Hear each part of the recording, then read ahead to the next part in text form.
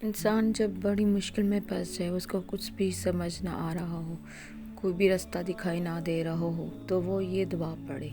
अल्लाह के साथ के लिए ये दुआ है, उसको अल्लाह ताला की मदद हासिल होगी। रब्बी लतज़रनी फ़र्दम व अंता खैरुल वारिसी। ए परवरदिगार, मुझे अकेला ना छोड़ और बेहतरीन वारिस तो तू ही है। माशाल्लाह, दुआ में याद रखिएगा। चैनल को सब्सक्राइब कर दें, शेयर कर दें और बेल को ऑन लाजमी कीजिएगा।